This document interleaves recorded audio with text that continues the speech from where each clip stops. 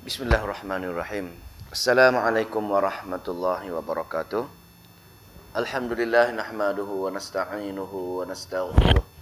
Wa na'udzu billahi min syururi anfusina wa min sayyiati a'malina. Man yahdihillahu fala mudilla lah wa man yudlilhu fala hadiyalah. Wa nashhadu an la ilaha illallah wahdahu la syarikalah. Wa nashhadu anna Muhammadan abduhu wa rasuluh.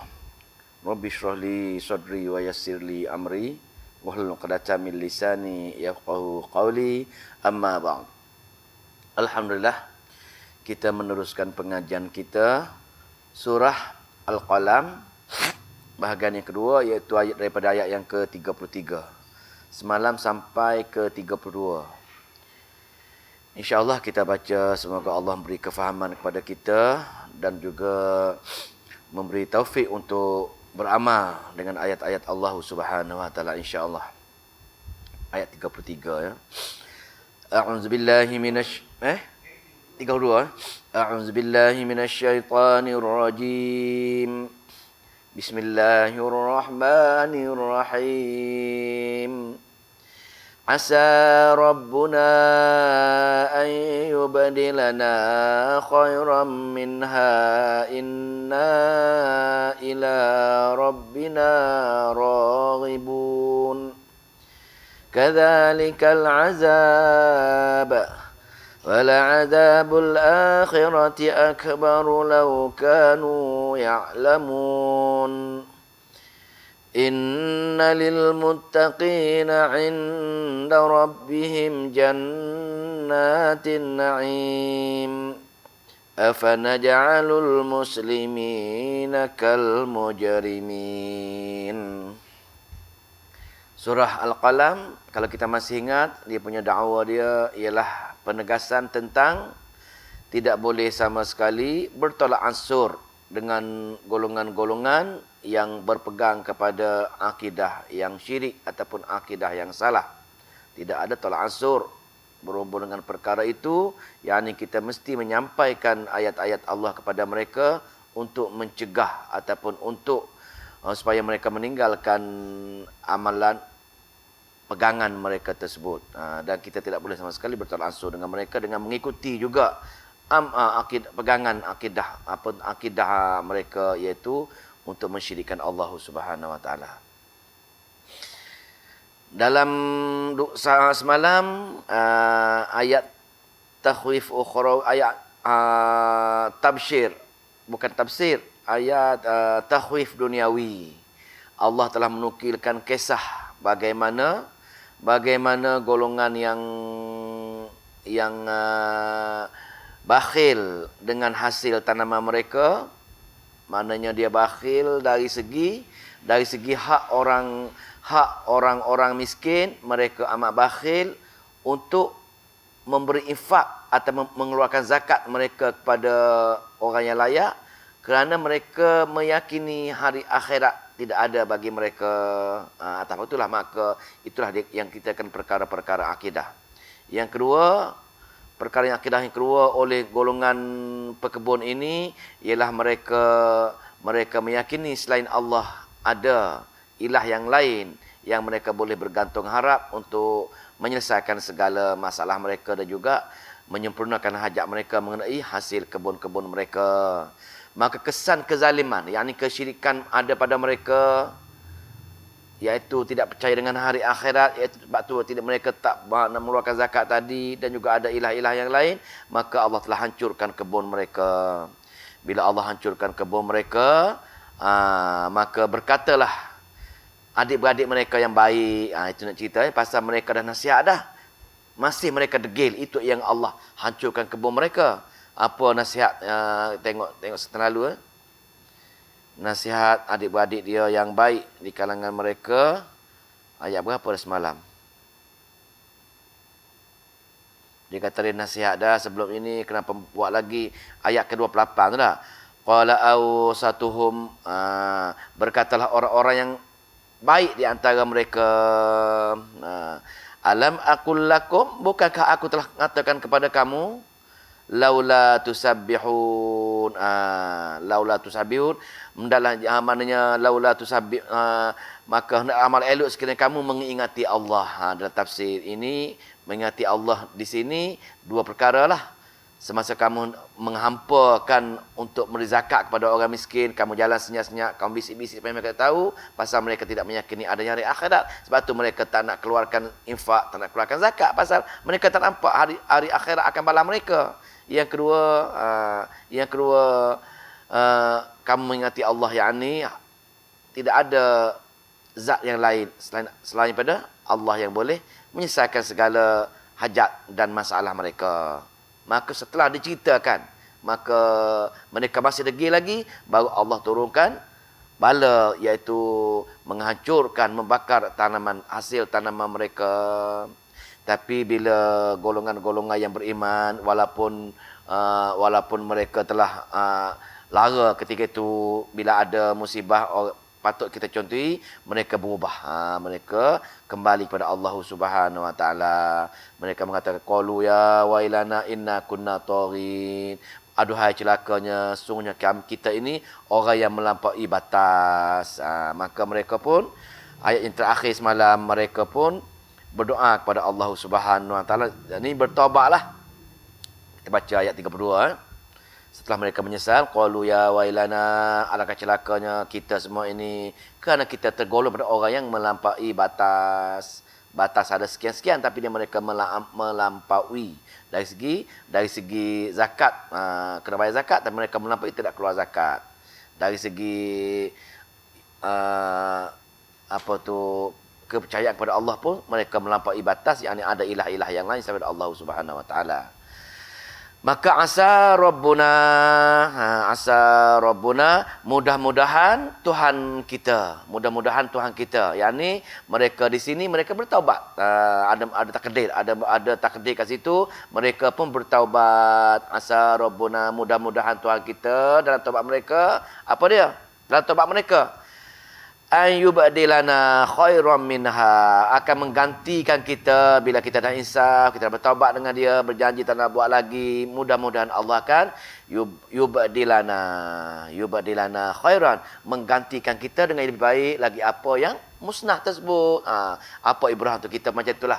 Kalau ada kita kerugian ke, kita apa-apa ke, di samping kita mengucap kepada Allah Subhanahu Wa Taala, sama ada kesalahan-kesalahan kita, doa kepada Allah Subhanahu Wa Taala supaya Allah menggantikan kita dengan yang lebih baik daripada apa yang dah rosak tadi, dah hancur tadi.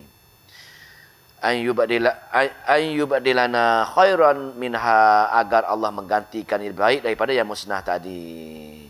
Maka inna ila rabbina, sesungguhnya kita kepada Tuhan kita, raghinun, raghibun, kita bergantung harap dengan dia, dengan Allah saja kita bergantung harap, kerana dia sajalah yang boleh menyelesaikan segala masalah kita dan boleh menyempurnakan hajat kita. Ini setelah mereka insaf. Sebelum itu mereka tak insaf, tapi bila Allah hukum mereka, maka berfikir ini bagus untuk pengajaran untuk kita. Maka bila habis mereka insaf mereka itu, Allah membuat kesimpulan dia lah, ayat 33. Kadzalikal azab, seperti itulah azab bila kamu melawan ayat-ayat Allah. Dari segi Allah suruh sekian-sekian, maka kamu pergi melampaui tadi, yakni perkara-perkara yang berkaitan dengan akidah lah. Berkaitan dengan akidah, iaitu mereka tak nak keluar zakat, mereka tak nak infak kerana mereka tak yakin dengan balasan akhirat yang akan memberi pertolongan, menggandakan harta-harta mereka. Mereka tak yakin dengan perkara itu. Mereka yakin kebun mereka cantik, hasil perbuatan usaha mereka sendiri. Yang kedua, mereka memikirkan juga ada ilah-ilah lain yang boleh menyelesaikan masalah mereka. Maka Allah pun hukum azab, bakar kebun mereka. Maka kadzalikal azab, itulah azab Allah Subhanahu Wa Taala. Azab dunia lah, baru azab dunia. Lepas tu kalau mereka tak bertaubat, kalau mereka tak insaf, mereka mati ketika itu. Wala azabul akhirati akbaru, azab akhirat jauh lebih besar daripada azab dunia. Sebab itu bila kita berdoa kepada Allah Subhanahu Wa Taala, bila kita nak berdoa apa-apa, bila kita nak minta kebaikan dunia ke, nak minta masalah dunia ke, kita kena bagi tahu bahawasanya, wahai Allah, segala masalah dunia yang aku hadapi ini kecil berbanding dengan masalah aku yang besar di hari akhirat. Wahai Allah, segala hajat aku dunia ini kecil berbandingan hajat aku di hari akhirat. Kita kena kait macam itu. Pasal Allah Maha Bijaksana, Dia tahu. Dia tahu, kita sedar bahawasanya kebaikan dunia ini kecil berbanding dengan kebaikan akhirat. Masalah dunia yang kita takut sangat ini kecil berbanding dengan masalah di hari akhirat, yang ni azab Allah, yang neraka Allah jauh lebih besar masalah daripada masalah di dunia. Jadi wahai Allah, aku boleh kamu daripada segala masalah-masalah kecil di dunia, daripada masalah-masalah besar di hari akhirat. Kita kena ucapkan macam itu. Itu barulah membenarkan lafaz dunia ini hanya untuk ujian semata-mata. Target ataupun tujuan kita ialah untuk pergi ke hari akhirat, nak capai hajat yang paling besar, yang ni nak dapat syurga Allah. Kerana hajat tersebutlah, kalau tercapai hajat tersebutlah, kita selama-lamanya berada di dalam syurga Allah. Dan masalah kita takut ialah masalah akhirat, neraka Allah. Kalau kita masuk terjerumus ke jurang neraka Jahannam, dikhawatiri nyayalah kita pasal masalah yang besar sekali, kekal dalam neraka Jahannam selama-lamanya. Jadi Allah kata, kalau tak bertaubat, kalau tak insaf, wala azabul akhirati akbaru, sungguh azab akhirat jauh lebih besar. Lau kanu ya'lamu, sekiranya adalah mereka mengetahui azab akhirat tersebut. Maka itulah. Sebab tu bila kita berdoa kan, apa yang berdoa yang paling banyak kita berdoa, Rabbana atina fid dunya hasanah wa fil akhirati hasanah wa qina azabannar. Setengah orang salah faham. Dia kata kita minta dunia. Bukan kita minta dunia. Rabbana atina fid dunya hasanah ialah kita minta hasanah dunia. Kita minta hasanah. Kita minta kebaikan dunia untuk pergi ke hari akhirat. Kebaikan dunia, bukan kita minta dunia. Itu orang salah faham. Kita minta dunia, bukan minta dunia. Kita minta kebaikan dunia, di mana kebaikan itu untuk pergi ke hari akhirat, untuk capai kebaikan akhirat. Itu maksudnya. Rabbana atina fid dunya hasanah wa fil akhirati hasanah wa qina azabannar. Itu paling besar. Doa lah apa-apa pun. Masa solat pun kita boleh kalau tak ingat doa lain dah, sujud ke, rukuk ke, kita baca yang tu, pasal itu dah mencakupi dunia, mencakupi hari akhirat. Ulang-ulang pun tak apa. Kita ulang-ulang, tak kisah. Pasal apa? Pasal itulah selengkap-lengkap doa untuk kita dapat segala kebaikan-kebaikan dunia. Kita perlu cakap detail lah. Anak aku PAH esok SPM, isteri aku lulus sekian. Kita minta detail dunia. Bukan umum. Umum.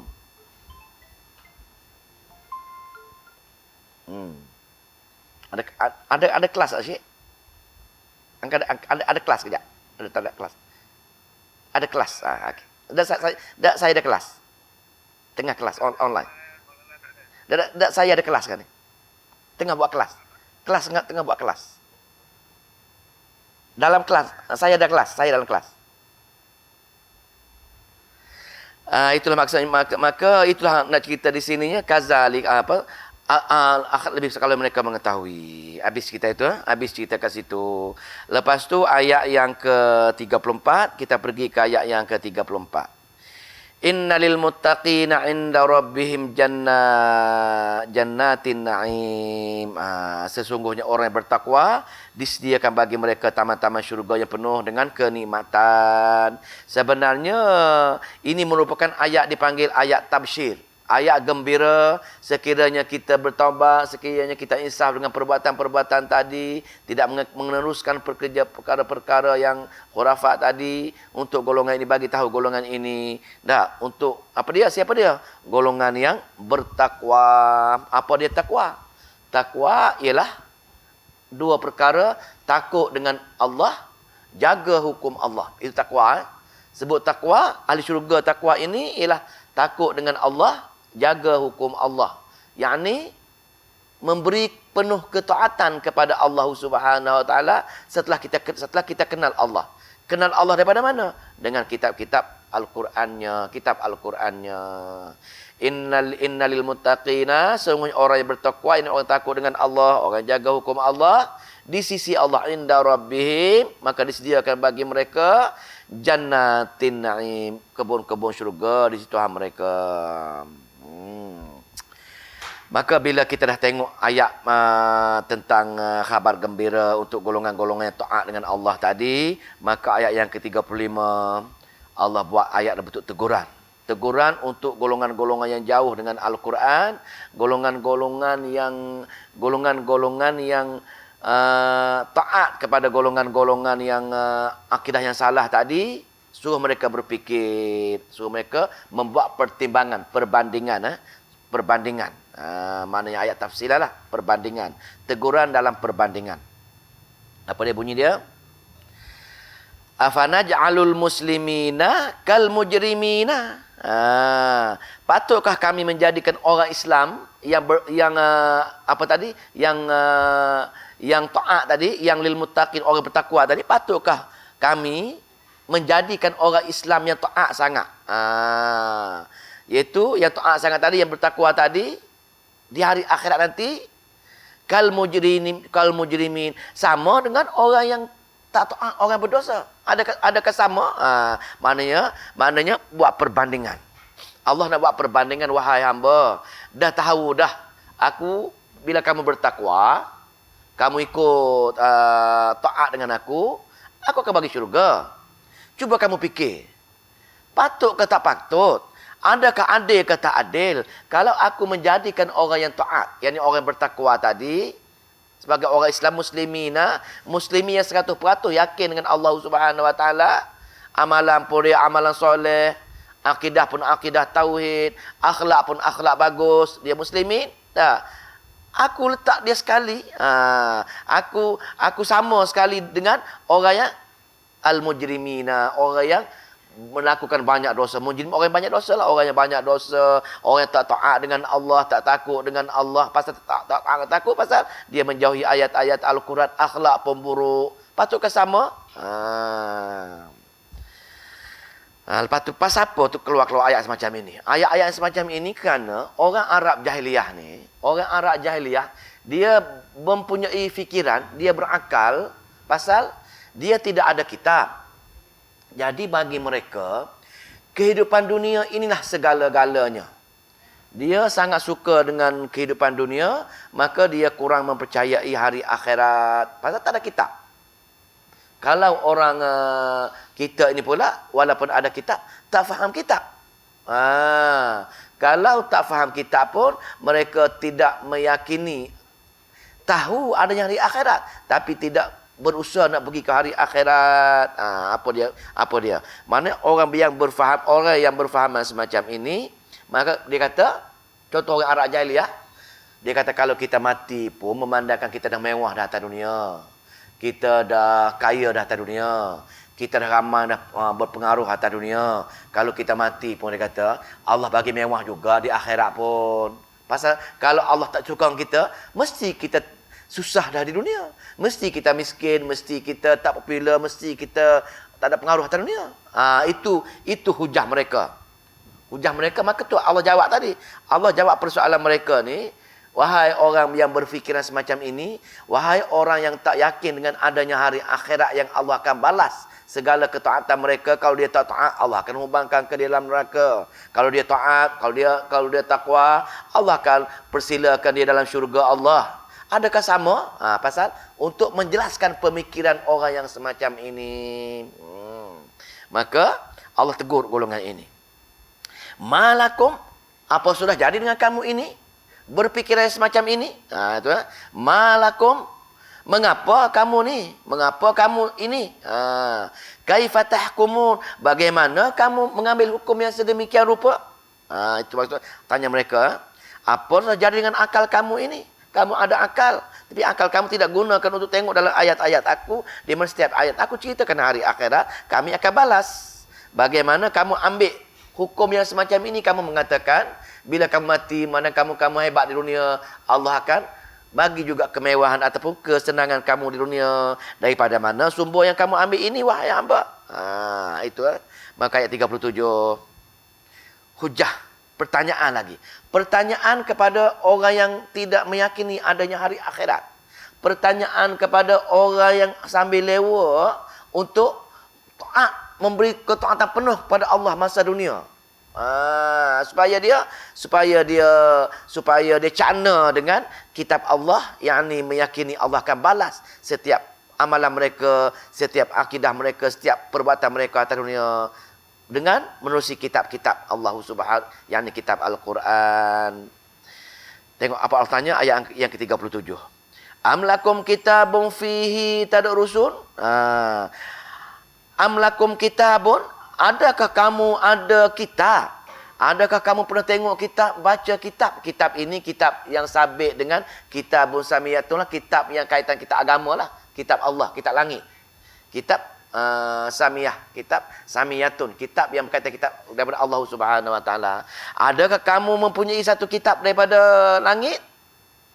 Fihi, di mana dengan kitab tersebut tadrusun, kamu belajar, kamu baca, kamu belajar, kamu faham dan kamu tengok hukum-hukum apa jadi kalau kamu tak taat dengan Allah pada hari akhirat nanti.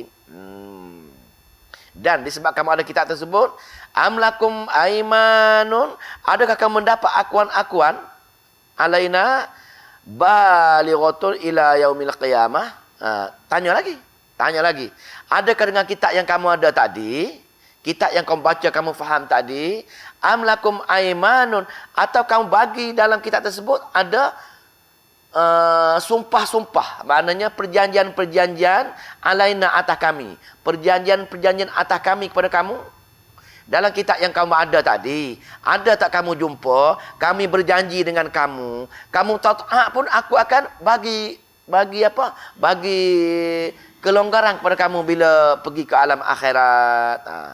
Amlakum aimanun alaina balighatan ila yaumil qiyamah. Adakah kamu jumpa dalam kitab-kitab tadi, aku ada berjanji dengan kamu, kamu tak taat dengan aku pun, aku tak apa, aku bagi juga kemewahan dengan kamu di hari kiamat nanti. Apa dia perjanjian tersebut?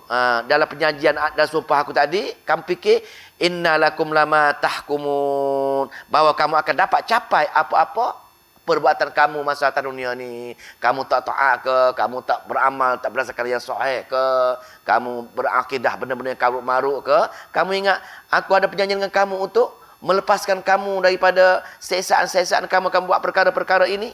Itu maksudnya. Dalam kitab tersebut ada tak perjanjian Allah? Sebagaimana orang Yahudi kata dia ini kekasih Allah, dia ni kalau dia masuk neraka setakat 3 hari, setakat 1000 hari, itu. Dan untuk mereka surah Al-Baqarah pun Allah tanya, adakah Allah berjanji dengan kamu nak buat sekian-sekian? Nak ceritanya sabit dengan segala hukum, segala amalan, nak sabit dengan ada dalil dan bukti yang Allah pernah kata semacam itu. Jadi Allah tanya balik mereka, ada kata ada, aku pernah berjanji dengan kamu dengan sedemikian rupa menyebabkan amalan kamu sekian-sekian. Lepas tu, daripada mana kamu mengatakan demikian? Siapa yang bagi tahu kamu? Mungkinkah kamu ada ilah-ilah lain selain pada aku? Mungkinkah kamu bergantung pada roh-roh wali, roh-roh wadi, roh-roh nabi, jin atau malaikat yang bagi tahu kamu? Maka salhum, tanya mereka lah kalau macam tu. Kalau kamu tak jumpa aku kata, tapi kamu dengar orang lain kata, tanya mereka lah. Bertanya, salhum, tanya mereka lah. Salhum, tanya apa? Ayyuhum bidzalika za'im. Tanya mereka, siapa di antara mereka yang dapat memberi jaminan bahawa hukuman tidak akan dilaksanakan ke atas mereka. Itu maksud dia. Tanya mereka, bawa mereka. Ataupun ayat yang ke-84 sambungan lagi, am lahum syuraka'u, atau bagi kamu ada sekutu-sekutu selain aku? Kamu ada yang kamu kata, aku ada mewakilkan sekutu-sekutu kamu, roh Nabi ke, roh wali ke, malaikat ke, jin ke, sekutu-sekutu kamu iaitu. Kalau dia kata macam itu, faliyatu, maka bawakan. Bawa kepada aku hari ini. Buktikan. Faliyatu bisyurakaihim. Maka bawa datang kepada kami bukti-bukti dengan sekutu-sekutu kamu yang memberitahu kamu pada amalan-amalan sekian, akidah-akidah sekian. In kanu shadiqin, kalau kamu orang yang benar. Nampak tak hujah dia? Kalau amalan kita, kalau akidah kita bukan berdasarkan Al-Quran dan hadis yang sahih, mana kita ikut amalan-amalan lain. Maka Allah tanya, kalau kamu ikut amalan-amalan yang tak sama dengan Nabi aku, tak sama dengan sahabat-sahabat Nabi aku, tak sama dengan sahabat kitab aku, tunjuk pada aku. Bawa bukti dan dalil siapa yang ajar kamu sekian. Bawa dia.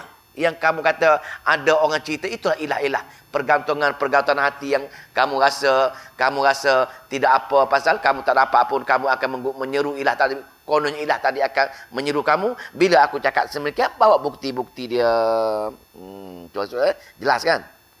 Maka faliyatu bisyurakaihim, maka datangkan ilah-ilah ataupun dalil-dalil bukti yang kamu buat amalan-amalan yang aku tak kata tadi, yang kamu tak jumpa dalam kitab aku tadi, bawa kepada aku. In kanu shadiqin, kalau kamu orang yang benar. Maka itulah bila hari akhirat baru terbongkar segala amalan-amalan bid'ah, segala amalan-amalan yang tak soleh, yang tak berdasarkan hadis yang tak sahih, ataupun segala perkara-perkara kesyirikan kepada Allah Subhanahu Wa Taala. Bila pergi ke alam akhirat baru kita akan nampak jelas. Sekarang tak nampak, pasal sekarang nampak sama saja. A beramal sekian-sekian, akidah sekian-sekian. B amal sekian-sekian, akidah sekian-sekian. Tidak ada pun yang nampak jelas. Oh, kalau amal sekian-sekian, terus berubah muka dia ke? Tidak ada. Dunia tidak ada. Akhirat baru ada. Allah suasana di hari akhirat. Bagaimana suasana di hari akhirat? Maka bila ditiup sangkakala yang kedua, maka khasyi'atun absaruhum tarhuquhum dhillah, maka tertunduklah semua manusia, tertunduk dengan penuh ke absaruhum, tertunduk penglihatan mereka dengan penuh ketakutan yang amat sangat. Takut pasal apa? Pasal atas dunia dulu dia dah cari benda-benda yang tak sahih, dia beramal. Cari akidah-akidah yang tidak ada dalam Al-Quran, dia buat perkara-perkara tersebut. Jadi bila Allah minta, mereka tak boleh buktikan. Tak boleh buktikan amalan-amalan dan pegangan-pegangan mereka tersebut. Maka bila pergi berjumpa Allah Subhanahu Wa Taala, khasyi'ah, maka tertunduk mereka di padang mahsyar, tertunduk mereka penglihatan, tertunduk takut ditakut dengan Allah Subhanahu Wa Taala, dan zillah, dan penuh kehinaan, penuh sekali kehinaan di muka-muka mereka. Dia rasa bersalah. Maka wa qad kanu yad'una ila sujud, dan sungguh ketika mereka diseru untuk sujud pada Allah Subhanahu Wa Taala, maka wahum salimun, mereka tak mampu nak sujud pada Allah Subhanahu Wa Taala. Ini banyak sekali pandangan pasal dia sekali, pasal dia, kalau kita tengok tafsir Jalalain, kita tengok tafsir Jalalain, tunduk itu ialah ketika sujud dalam hina sangat, mereka tak boleh mengangkat pandangan mata mereka pun, pasal mereka diseliputi dengan hina yang amat sangat. Dan bila mereka disuruh sujud pun, badan mereka akan bercantum, tak boleh nak sujud langsung di padang mahsyar kepada Allah Subhanahu Wa Taala. Penuh kehinahan sama sekali. Dan pandangan mata mereka, tafsir kedua, dan pandangan mereka tertunduk ke bawah, maknanya menandakan penyesalan dan yang amat sangat dan amat takut yang menyelimuti hati mereka, kerana telah terbongkar akidah dan amalan mereka jauh menyalahi Al-Quran dan Sunnah masa atas dunia dulu, dan mereka rasa-rasa sangat-sangat kehinaan. Dan sungguh atas dunia dulu mereka telah disuruh untuk sujud pada itu, mereka sihat, tapi mereka tidak sujud pada Allah Subhanahu Wa Taala atas dunia. Kerana apa? Kerana mereka sujud di sini ialah bila mereka diminta untuk minta dengan Allah, bila mereka minta untuk berdoa kepada Allah, untuk beribadat kepada Allah. Ketika atas dunia, mereka ada ilah-ilah yang lain yang mereka rasa boleh menyelesaikan masalah mereka, boleh menyempurnakan hajat mereka. Maka bila jadi macam itu, dan bila Nabi atas dunia dahulu, Nabi cerita dengan orang baca ayat Quran pada dia orang, mereka tolak. Mereka tak beramal sebagaimana Nabi. Nabi suruh buat akidah yang jelas untuk tidak ada ilah yang lain melainkan Allah. Dia buat juga menyeru juga ilah-ilah yang lain. Nabi pun sedih. Nabi sedih. Nabi rasa kenapalah umatku marah dengan aku, tak nak dengar ayat-ayat Al-Quran, tak nak baca, tak nak beriman dengan Al-Quran. Maka Allah bagi tasliyah. Allah pujuk Nabi. Wahai Nabi, walaupun mereka tak nak terima Al-Quran, itu memang dululah. Kalau ibrah untuk sekarang ini, walaupun orang tahu ada pengajian Al-Quran, mereka tak nak mengaji juga. Mereka tak nak mengaji juga. Mereka tak nak fahamkan juga. Maka Allah kata apa? Untuk zaman Nabi dulu, kata, wahai Muhammad, Fazarni wa man yukazzib bihadzal hadis. Biar wahai Muhammad, walau dia engkau nak dengar ayat-ayat kamu, mereka tak suka kamu baca ayat-ayat Al-Quran pada mereka. Mereka enggan, mereka menolak. Maka fazarni wa man yukazzib, kalau mereka tolak apa mendustakan ayat seperti mana kamu baca ayat-ayat kami, bihaza dengan ini Al-Quran ataupun al-hadis dengan perkataan dalam Al-Quran, maka betul kata. Betul 44 kan? Tengok Maka tengok ni. Sanastadri. Kita kaji jumpa ayat ni. Sanastadri. Kami akan tarik perlahan-lahan. Istidraj ni. Sanastadri ni merupakan istidraj. Mereka tak nak belajar Al-Quran, tak nak terima Al-Quran, mendustakan Al-Quran. Lepas tu mereka, amalan-amalan mereka jauh pada Al-Quran. Pasal apa? Pasal mereka rasa hidup dunia mereka selesa. Jadi Allah kata, tak apa. Biarkan wahai Muhammad, mereka di alam mereka semacam itu, rasa-rasa tak apa. Dia dah pandai tak tengok kitab aku pun. Rasa amalan mereka betul, tak berdasarkan kitab aku pun. Rasa amalan mereka betul, tak belajarkan hadis yang sahih daripada Nabi aku pun. Biarkan dia. Walaupun dia mendustakan perkara ini, biarkan dia. Pasal apa? Ni Allah kata, sanastadrijuhum, akan kami tarik mereka perlahan-lahan.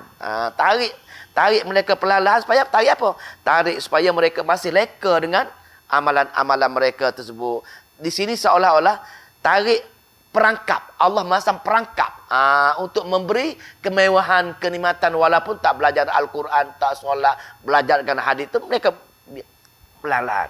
Min haitsu la ya'lamun. Daripada arah mana mereka ke jurang kebinasaan tanpa mereka sedari pun. Tengok-tengok Allah mati dah mereka. Tak sempat nak bertadabbur Al-Quran. Tak sempat nak menghabiskan 30 juzuk Al-Quran. Pasal apa? Dengan tiba-tiba Allah matikan mereka. Mati dengan tak sempat bertaubat. Itu maksudnya. Cara mana? Cara mana Allah bagi orang istidraj ni? Cara mana? Tengok tengok Allah buat ni. In detail sekali Orang yang dia selesa dengan ajaran amalan akidah dia, walaupun bukan berdasarkan hadis yang sahih dan Quran yang benar, dia rasa selesa pasal dia tidak masalah atas dunia pun. Dia ramai pengikut semua sekali atas dunia pun. Tengok Allah kata apa? Wa umli lahum. Memang aku yang menangguhkan pada mereka. Aku menangguhkan tidak memberi sebarang kesusahan kepada mereka pun. Wa umli lahum. Dan aku menangguhkan bagi mereka sebarang kesulitan yang ada pada diri mereka. Dia seronok ikut keadaan mereka. Beramal dengan cara yang salah, tak apa. Dia rasa baik benda-benda tersebut.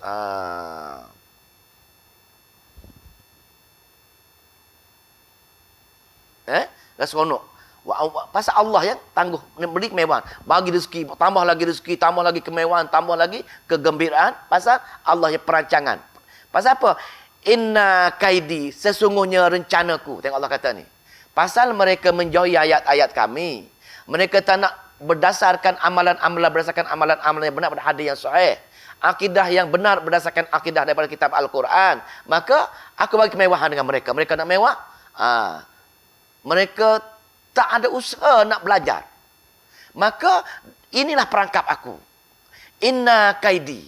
Sesungguhnya itulah rencanaku. Rencana aku menyebabkan dia sibuk dengan perkara-perkara dunia mereka, dengan keluarga mereka, dengan bisnes mereka, dengan apa-apa sahaja yang menyebabkan mereka leka dengan dunia, kerana dia dapat bergembira, keluarga gembira, harta melimpah ruah. Langsung dia teringat nak kembali kepada Allah Subhanahu Wa Taala dengan kembali kepada benda-benda yang sahih sebagaimana hadis dan Quran Allah. Rupanya Allah kata inna kaidi matin. Inilah perangkap aku yang amat teguh untuk meletak golongan ini dalam neraka jahanam tanpa mereka sedar. Mereka telah melakukan kesilapan yang besar, tapi mereka merasakan itulah kejayaan besar bagi mereka. Allah suka dengan mereka, Allah sayang dengan mereka. Pasal mereka dapat bahagia, mereka dapat kedudukan keuangan yang bagus masa atas dunia. Dia tak nampak yang Allah tak suka dengan mereka. Sedangkan wa amli lahum inna kaidi matin. Sungguh aku menangguhkan untuk mereka sebarang kesusahan, sebarang kesukaran bagi mereka, pasal rencanaku amat teguh. Seumpama aku memasang perangkap kepada mereka supaya mereka tergoda dengan perangkap tersebut. Kalau Maulana Hadi kata, sebagaimana umpama istidraj ini umpama memasang perangkap tikus. Apa-apa kegemaran tikus, tuan punya rumah akan cari. Apa yang dia paling suka? Cari makanan yang pelik-pelik, cari jenis-jenis yang paling suka. Sebagai manusia, sebagaimana Allah memerangkap manusia tadi, bagi senak semua kehendak dia. Maka itulah inna kaidi matin. Kesianlah golongan-golongan semacam ini. Tak sedar apa-apa kesalahan dia tadi, dia rasa dia selesa dalam keadaan-keadaan semacam itu, walaupun tidak nak berdadatkan benda-benda yang sahih semacam ini. Jadi kenapa wahai fikir balik wahai manusia, dah, wahai orang yang ada istidraj ni, kenapa kamu degil sangat, dah? Aku suruh datang Muhammad nak mengajar Quran, bukan bayar pun. Maka Allah buat soalan. Wahai Muhammad, wahai Muhammad, yang menyebabkan orang istidraj tadi, tak nak mengaji Quran tadi, kamu kena bayar dengan dia. Kau menyebabkan mereka rasa terbeban dengan hutang-hutang nak bayar masuk mengaji. Tengok tak? Mana pentingnya Quran. Tengok. Allah buat umpama, kenapa mereka yang dia perangkap tadi, pasal dia tak nak mengaji Quran, tak nak faham Quran. Maka Allah sindir. Wahai Muhammad. Tengok bagaimana ayat sindir. Amtas aluhum ajran. Pernahkah wahai Muhammad, kamu memintakan ajran, ajran sebarang upah? Pernahkah kamu minta kepada upah pada orang Arab jahiliyah yang menyebabkan mereka tak nak mengaji dengan kamu ini? Dengan ayat-ayat ni kamu minta upah dengan dia kah? Fahum min ma'rami, menyebabkan mereka rasa berat nak pergi mengaji, pasal mereka terpaksa rasa ada beban hutang. Terpaksa kena keluar duit nak bayar upah yang Nabi Muhammad kena charge tadi. Sindirlah ni, sindiran.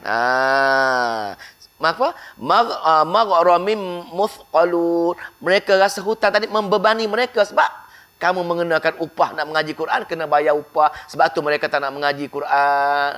Maka ini ibrah amat-amat kena pada diri orang kita lah.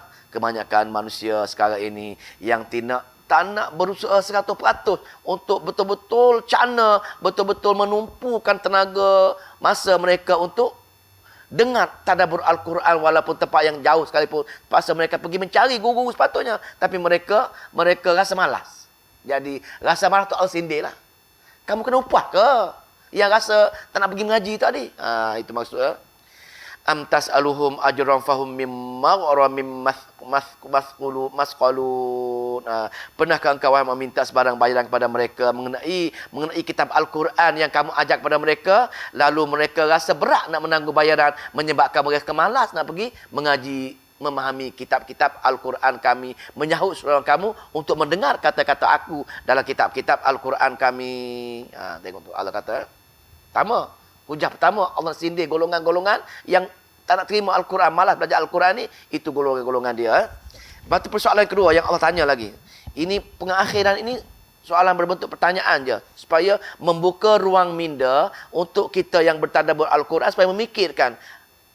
Allah amat-amat menuntut supaya semua nak pergi syurga, semua sekali kena mendekati Al-Quran, kerana Al-Quran lah perkara-perkara agama di dalamnya. Tengok apa lagi. Ayat yang ke 47. Am indahum, ataukah di sisi mereka, am indahumul ghaibu, ataupun di sisi mereka ada perkara mereka tahu benda gaib. Benda gaib apa?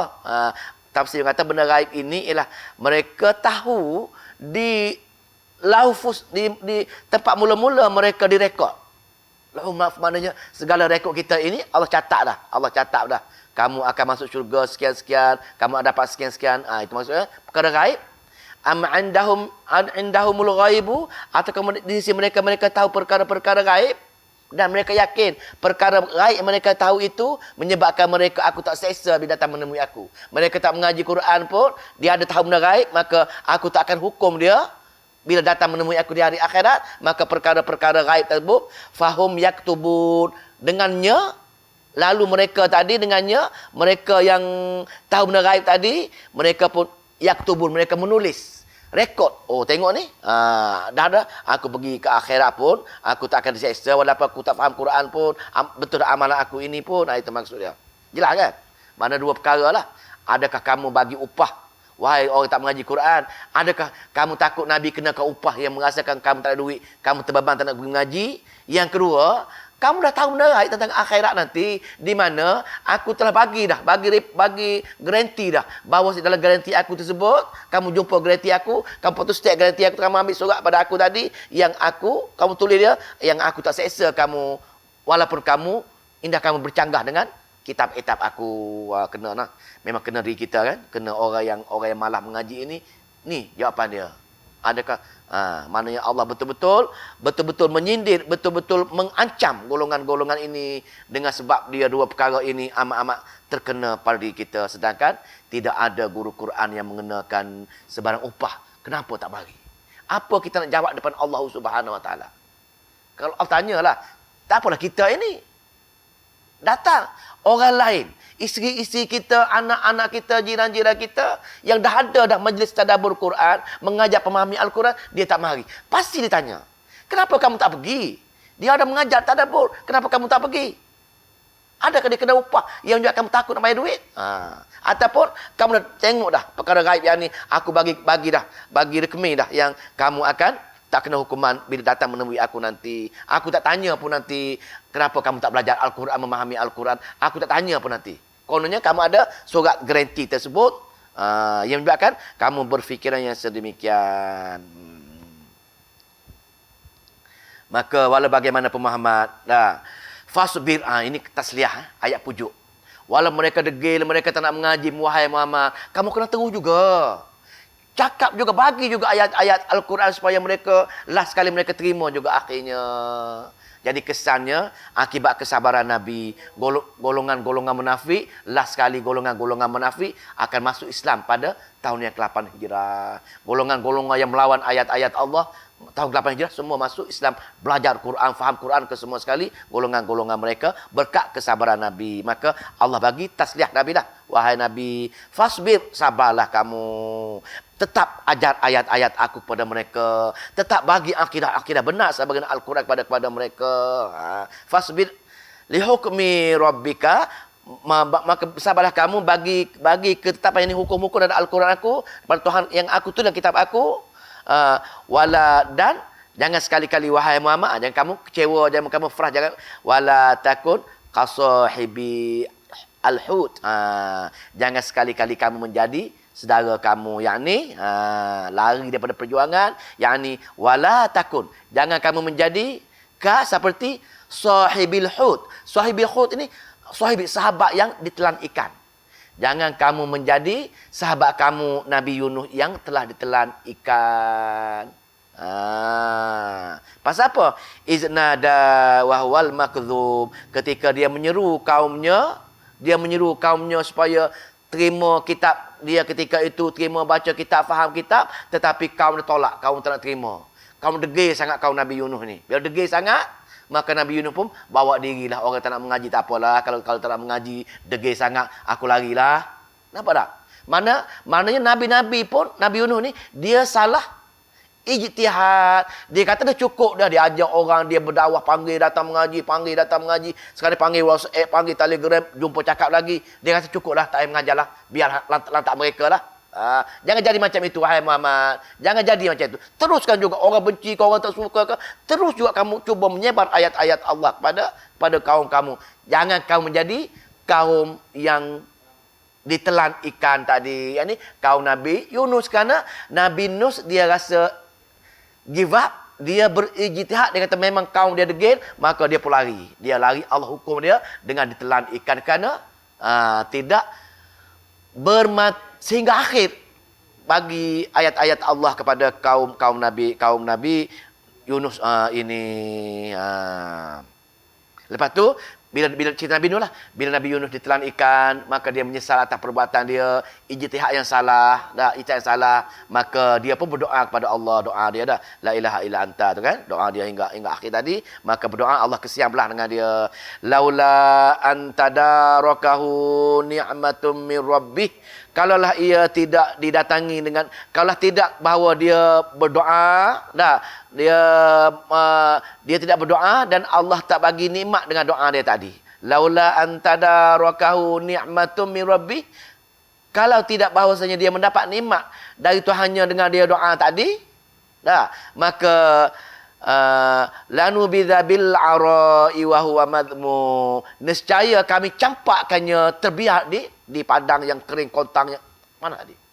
Kalau dia tak berdoa kepada aku tentang penyesalan dia, tentang kesalahan dia berijtihad yang salah, tak ada meneruskan berdakwah kepada kaum dia dan tak berdoa dengan aku, kalau bukan kerana aku mengenangkan, aku terima doa dia tadi, nescaya aku damparkan dia di tepi mana-mana tempat, dicampakkan di tanah tandus yang tak ada air kering kontang, pasal dia dalam keadaan orang yang amat-amat tercela ketika itu. Nak ceritanya, orang yang give up, orang yang cepat putus asa daripada mengajar ayat-ayat Allah, dia tak boleh stop. Dia kena teruskan selama. Kalau dia stop, takut menjadi sebagaimana Nabi Yunus ini yang dia lari daripada meneruskan arahan Allah untuk mengajar ayat-ayat Allah, untuk meneruskan kerja-kerja Nabi dalam menyebarkan ayat-ayat Allah. Ini orang mengajar. Apa lagi orang yang tak nak belajar dan tidak ada masa dia nak mengajar orang lain. Tengok betapa beratnya hak Al-Quran yang Allah peruntukkan kepada semua hamba-Nya. Berat. Tapi kita tak nampak. Kita belum pergi menemui Allah lagi. Kalau orang yang mengajar Al-Quran, dia tak nak mengajar kerana give up, orang tak dengar, orang marah dengan dia, orang benci dia, orang label dengan berbagai-bagai, dia give up, pun tak boleh. Usah lagi orang yang tak buat sesuatu. Semoga Allah pilih kita termasuk orang yang belajar dan Allah beri kefahaman dan mengajar orang lain. Dan teruskan sehingga kematian kita. Wa tawassaw bil haqq wa tawassaw bis sabr. Kalau tidak, kita lang rugi ya. Memang sepanjang masa kita rugi selagi kita tidak berpesan-pesan dengan kebenaran dan bersabar dalam menyebarkan kebenaran tersebut. Sudah. Kita baca dah. Kita baca dalam majlis-majlis itu, Allah ceritakan, wahai manusia, kamu dah rugi. Selama-lama rugi, mati rugi lagi. Pasal apa? Pasal dunia dulu kamu tak buat wa tawassaw bil haqq wa tawassaw bis sabr. Kamu rasa enak dengan amalan-amalan kamu. Kamu rasa seronok dengan solat kamu, puasa kamu. Tapi hak kitab Al-Quran, kamu pandang enteng. Orang Indo kata, pandang enteng. Tidak memberi kesungguhan dalam baca ayat-ayat Allah.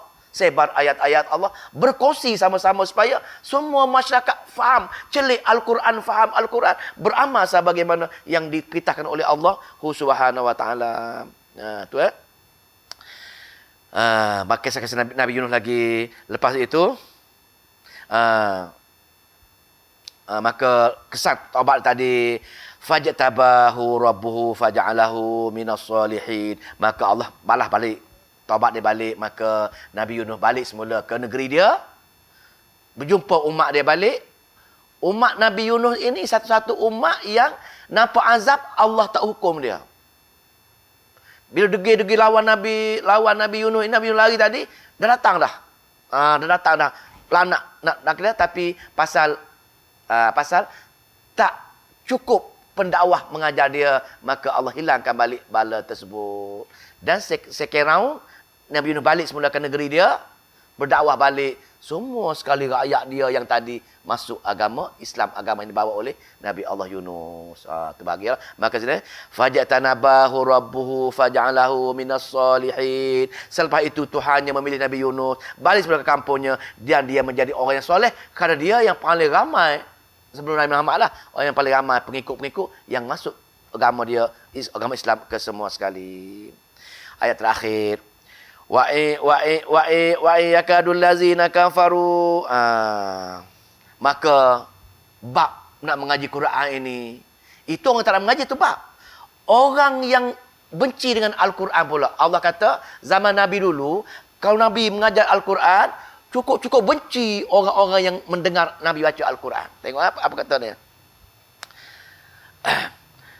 Wa yakadul lazina kafaru, dan sungguh hampir-hampir orang-orang yang engkar tadi, dia kata apa? Orang yang engkar tadi, orang yang dibaca Al-Quran kepadanya, dia berada dalam majlis Quran bersama-sama dengan Nabi ketika itu, apa dia? Liyuzliqaunaka, mereka benar-benar ingin menghalang kamu daripada meneruskan bacaan Quran. Mereka benar-benar akan menyebabkan kamu tak nak meneruskan pengajaran ayat-ayat Allah, berdakwah. Mereka tak kisah boleh-boleh cara tu. Dengan cara mana? Dia nak sekat kamu daripada baca ayat-ayat Al-Quran supaya mereka dengan ayat-ayat Al-Quran dengan cara bi absarihim, dengan pandangan mata mereka. Dia membeliakkan mata. Orang marah. Bila orang nak mengajar Quran, dia celik mata luar-luar. Bahasa seolah-olah tengok muka dia takut. Bencinya dia kepada orang yang mengajar Quran. Maka itu perangai orang Arab jahiliah. Orang mengajar Quran saja, dia menakutkan, menengok muka dia, celik dengan luar-luar supaya orang tadi gelincik tak nak meneruskan pengajaran dia. Tengok tu. Sampai ke tahap tu, Nabi kata orang benci, orang tak suka dengan belajar sebagaimana Nabi ajar untuk mereka memahami ayat-ayat Al-Quran supaya betul-betul akidah sama dengan apa yang Allah perintahkan. Wa yakadul lazina kafaru liyuliqaunaka bi absarihim, ketika lamma sami'u zikra, ketika Nabi menyampaikan peringatan ayat kepada mereka, mereka mencelik luah muka mereka dengan muka merah, dengan mereka garam supaya stop mengajar Al-Quran, tapi Nabi tetap meneruskan juga. Jangan kamu terkesan dengan mereka, wahai Muhammad. Pasal peringatan tapi dia tak nak dengar peringatan. Dan bila mereka Nabi teruskan juga, mereka marah tak jadi. Mereka pun kata tak boleh jadi ni. Aku marah macam mana pun ditukan juga. Maka ditukar tetik. Wa yaquluna, mereka berkata pula, kamu innahu lamajnun, kamu ni gila Muhammad. Aku marah pun kamu tak nak stop. Kamu ni gila, dia kata. Ubah balik pula. Wa yaquluna innahu lamajnun, kamu betul-betul orang-orang gila wahai Muhammad. Maksudnya semoga betul Allah akan balas mereka semua dah. Dalam perang Badar Allah hancurkan semua golongan-golongan ini dengan kematian dalam perang Badar. Dan di akhirat nanti mereka dihukum lebih teruk lagi pada semasa di dunia. Ayat terakhir pada ayat 52. Wa ma huwa illa zikrul lil alamin. Maka penutup dia memandangkan begitu pentingnya Allah nak semua hamba-Nya memahami Al-Quran, maka Allah tutup dengan kemuliaan Al-Quran. Wa ma huwa illa, padahal tidaklah huwa illa, yakni Quran tadi tidaklah Quran yang orang tak nak belajar, tidaklah Al-Quran yang orang yang tak nak faham, tidaklah Al-Quran orang yang tidak bertungkuh lumuh menghabiskan masa dia pergi mengaji Quran tadi, kecuali illa zikrun, peringatan lil alamin, bagi seluruh alam, seluruh kehidupan, seluruh peringatan dia. Quran ni kamu malah memahami, malah belajar, malah berusaha nak pergi belajar ini, kamu selesa dengan sibuk dengan perkara-perkara lain. Sebenarnya Allah kata Quran yang kamu rasa malas, berat nak belajar ini, sebenarnya Quran ialah peringatan aku untuk kamu hidup, untuk seluruh alam, di mana bila kamu mati nanti, kamu datang menemui aku dan aku bagi syurga dengan kamu. Itu yang kamu rasa malas dan berat sangat, dan aku nak sangat semua hamba aku memahaminya, pasal aku nak bagi syurga semua kepada semua hamba aku. Maka itulah wa ma huwa illa zikrul lil alamin, tutup dengan kemuliaan Al-Quran, kehebatan Al-Quran. Wallahu ta'ala alam. A'udzubillahi minasyaitonir rajim. Bismillahirrahmanirrahim. Allahumma salli wa sallim wa barik ala Muhammad. Allahumma faqihna fi din wa 'allimna ta'wil wahdina ila sawa'is sabil. Allahumma fiqna lima tuhibbu wa tarda waj'al akhiratana khairan minal ula.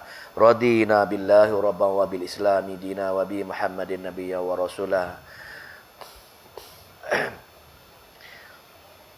Rabbana atina fid dunya hasanah wa fil akhirati hasanah wa qina azabannar walhamdulillahi rabbil alamin. Assalamualaikum warahmatullahi